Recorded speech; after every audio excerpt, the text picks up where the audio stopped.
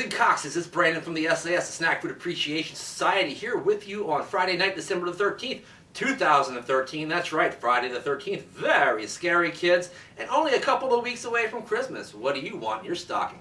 Anyway, I decided this week, upon long thought, that I hadn't been through the aisles lately, the freezer aisles, if you will, to find myself the latest and greatest in frozen pizza. PizzaNight's not just about delivery pizza or carry-out, it's also about frozen pizza, and the standard bearer of frozen pizza generally these days is DiGiorno. You may have your thoughts about that, but you can't get too much better quality than DiGiorno out there. It's usually a little bit more expensive. And with that in mind, I picked up their brand new thin and crispy pizza. This is the pepperoni and peppers variety, and if you've been watching Pizza Night long enough, you know I can't stand thin and crispy pizza.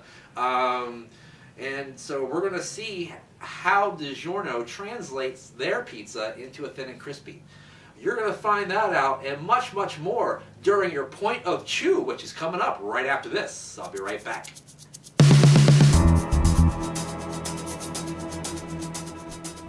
Alright everybody, welcome back to your Friday Night Pizza Fix and your Point of Chew for Friday night, December the 13th, and I am reviewing, like I said, the brand new DiGiorno Thin and Crispy Pizza, the pepperoni and peppers flavor, or version, or variety if you will. There's two other varieties, a tomato mozzarella with pesto, and a spinach and garlic version, so no wonder I got this one. Not too sliced about it having peppers on it, because I like my pepperoni pizza basically a pepperoni pizza, or maybe with more meat usually, rather than some vegetables. But peppers are probably the least offensive of vegetables to me, so I'm not that upset about it. Alright, so as you can see, it's a relatively small pie, $5.79 at my local Giant Food, and as you can see, a pretty decent amount of pepperonis on here. When I took it out of the box, I did notice that in this area here, there was no sauce, so you can actually see down to the crust through the sparse cheese. It seems to have filled in a little bit with the cheese and a little bit of the sauce with the cooking process. The cooking process, it said, was to preheat to 400 and then to cook for, 13 to 15 minutes. This is after 9 minutes, and this is what the crust looks like on the bottom. So yeah, I know my oven runs a little bit hot, but that's a gigantic misinformation right there, or at least the directions don't seem to be very true to the cause, so to speak. Alright, so as this thing was cooking, I started to think to myself, who's baking crackers? And it is because this is a thin and crispy crust, and I often call thin and crispy crust crackers with ketchup. Let's see if this stands up to that description. Pick up what's closest to the 420 slice here, since it's only a 4 slicer. Show that to you. There's only 2 little pieces of pepperonis on there, so I'm going to have to get a couple of bites of that. You see a yellowish pepper right there, maybe an orange one underneath the surface of the cheese there. The actual sauce and cheese and pepperoni and stuff smells pretty good, but overall it does smell like it's on a cracker. Don't know what to tell you about that. Alright guys, you guys go ahead and take a look at the box. I'm taking a bite.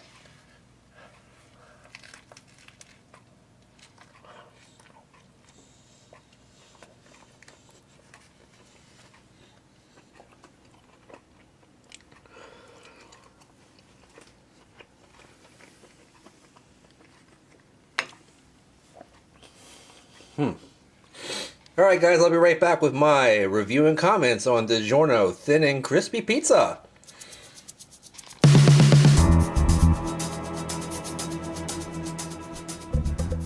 Okay guys, I'm back with my review and comments on the DiGiorno Thin and Crispy Pizza, the pepperoni and peppers variety. Yeah, it's thin and crispy pizza, alright. The crust was a waste. It basically had the texture of toasted cardboard and the flavor of burnt crackers. Maybe it was a little overdone, but if that's the case, that's more of their fault than it is my fault, because I followed the instructions. But anyway,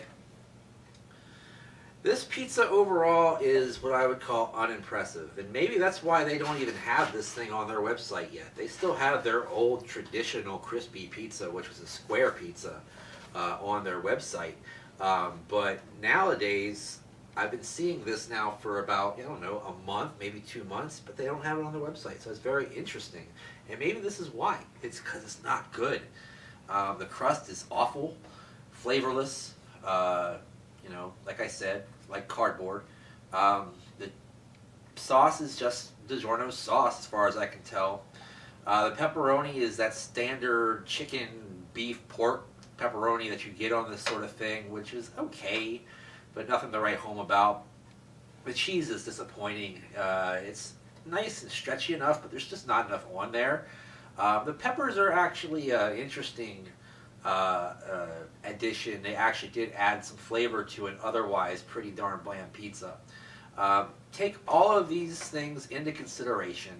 Add them up in your head as I'm adding them up in my head, and I think I'm giving this thing an underwhelming 1/3 of a thumbs up. Not quite as bad as a quarter, and it's definitely not a thumbs down, but for the price, $5.79 for this tiny little pizza, I'd rather buy a Jack's Pizza and eat it, or Tombstone or something like that, before I put any more money into a DiGiorno thin and crispy.